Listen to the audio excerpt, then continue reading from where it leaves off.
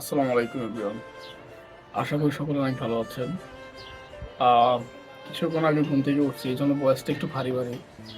তো আজকে একটা বিষয় নিয়ে কথা বলবো। আহ, সবাই শুনবেন, ঠিক আছে? আর যদি ভালো লাগে সবাই লাইক, শেয়ার অ্যান্ড সাবস্ক্রাইব করবেন। লাইক আজকে কিছুটা হিস্টোরি বা হিস্ট্রি লাইনের মতো বা মোটিভেশনের কিছু এরকম একটা কিছু বলতেছি। আমি জানি না বুঝাইতে পারতেছি কিনা, বাট এরকমই কিছু একটা বলতেছি। আমি গতকালকে সকালবেলা ব্লগ শুরু করছিলাম যে না আমি একটা ভালো ব্লগ করবো সারাদিনে, কিন্তু গতকালকে ব্লগ হয় নাই। কিন্তু দিন শেষে একটা ব্লগ হয়ে গেল। লাইক কেমন, আমার মনে ছিল না যে গত সপ্তাহখানেক আগে একজন আমাকে তার ছোট মেয়ের বার্থডের জন্য দাওয়াত দিছিল, যে আমার মেয়েটার আমি বার্থডে পালন করতেছি, আপনাকে দাওয়াত। বিকেলবেলা মনে পড়ছে যে না তার মেয়ের বার্থডে দাওয়াত দিছিল, যাইতে হবে।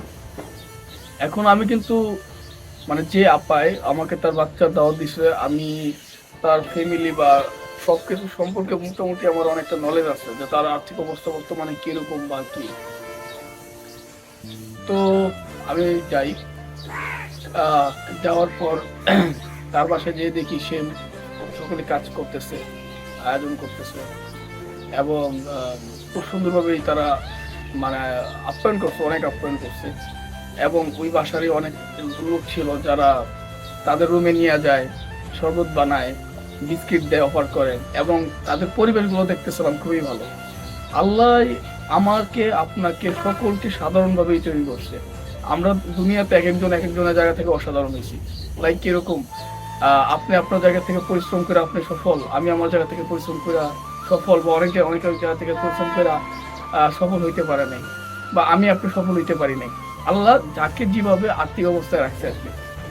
বা আমি ওইখানে একটা জিনিস আমার খুব শিক্ষণীয় হইল, আমি, আপনি বা অন্যজন, আমাদের আর্থিক অবস্থা বর্তমান যেমনই হোক না কেন, একটা মানুষের জীবনে সুখ শান্তির যে ব্যাপারটা, এটা ওই জিনিসটা না দেখলে কেউ বুঝতে পারবেন না। এবং আমরা দিন শেষে যাই করি না কেন, যে কয় টাকা ইনকাম করি না কেন, আর্থিক অবস্থা যাই হোক না কেন, আমার আমার পরিবারের এবং আপনার পরিবার সকলেই চান কিন্তু মুখে একটু হাসি। এবং সেই জায়গা থেকে তার বাসায় আমি যখন গেলাম, তখন আমি দেখতে পাইলাম যে সে তার জায়গা থেকে তার মেয়ের জন্মদিন পালন করা, এবং খুব গুছানোভাবে সে সবকিছু করতেছিল। এটা কোনো ম্যাটারই করে না তার আর্থিক অবস্থা কিরকম, এটা কোনো ম্যাটারই করে না ওই সে কি অবস্থায় আছে, ভালো অবস্থায় আছে কি না। তো দিন শেষে আমার কাছে একটা জিনিস সেই শিক্ষণীয় লাগলো, সেটা হচ্ছে যদি আপনি সুখী থাকতে চান, আপনার অর্থের কোনো প্রয়োজন নাই। আপনি যদি সুখী থাকতে চান, আহ, শুধু আপনার এরকম একটা মাইন্ডসেট থাকতে হবে যে আপনি আপনার ফ্যামিলিকে খুশি রাখতে চান, নিজেকে খুশি রাখতে চান। তো আমি এত বড় বড় কথা বলতেছি, বা জানি না আমি গুছায় বলতে পারতেছি কিনা, বাট আমার কাছে খুব শিক্ষণীয় লাগলো এই বিষয়টা, যে আল্লাহ আমাকে আমার জায়গা থেকে অনেক ভালো রাখছে, আপনাকে আপনার জায়গা থেকে অনেক ভালো রাখছে, তাকে তার জায়গা থেকে অনেক ভালো রাখছে। তো নিজের পরিবার যখন খুশি থাকে, সন্তান, মা বাবা, ভাই বোন, নিজের নিজের কাছে ওইটা শান্তি লাগে। আমার আপনার সকলের উচিত আল্লাহর কাছে শুকরিয়া আদায় করা। আল্লাহ আমাদেরকে অনেক ভালো রাখছে, সুস্থ রাখছে, 3 বেলা খাওয়াইতেছে, পড়াইতেছে। আল্লাহর বিশেষ বড় নিয়ামতের মধ্যে দিয়ে আমরা আছি, এই আর কি।